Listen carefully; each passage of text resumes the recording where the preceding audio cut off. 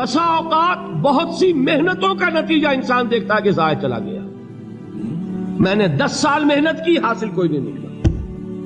یہ ثمرات کیا ہیں؟ محنتوں کے ثمرات کا ضیاع. کوشش آپ نے کی، قسمت کی خوبی دیکھی ہے، ٹوٹی کہاں کمن، 2-4 ہاتھ جب کے لبے بام رہ گئے. Be prepared. ایک شاعر کے یہ اشعار ہیں، وہ کمیونسٹ تھا، میں نام بھی نہیں لیتا، لیکن یہ کہ یہ اسی انقلابی، چونکہ ان کا بھی ایک انقلابی نظریہ ہے، انقلابی عمل میں یہ سارے مراحل آتے ہیں. کوئی سیٹ بیک آیا، فرض کیجئے کوئی ناکامی ہو گئی، تو اپنے ساتھیوں کو دل بندھانے کے لیے یہ فصل امیدوں کی ہمدم اس بار بھی غارت جائے گی، سب محنت صبحوں شاموں کی اب کے بھی اکارت جائے گی.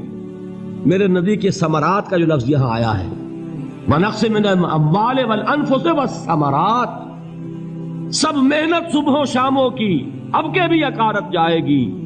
دھرتی کے کونوں کھدروں میں پھر اپنے لہو کی کھاد بھرو، پھر مٹی سینچو اشکوں سے، پھر اگلی رت کی فکر کرو، پھر اگلی رت کی فکر کرو، جب پھر ایک بار اجڑنا ہے. ایک فصل پکی تو بھر پایا، تب تک تو یہی کچھ کرنا ہے. ایک مقصد ہے سامنے، انقلاب برپا کرنا ہے.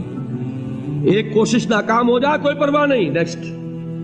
پھر تیار رہو ناکامی کے لیے. ایسا نہ ہو جو انگریزی میں کہتے ہیں hope for the best but be prepared for the worst.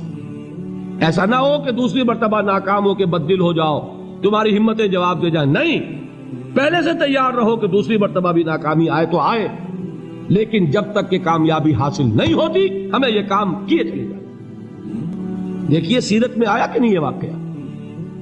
بدر میں مسلمانوں کو فتح ہوئی،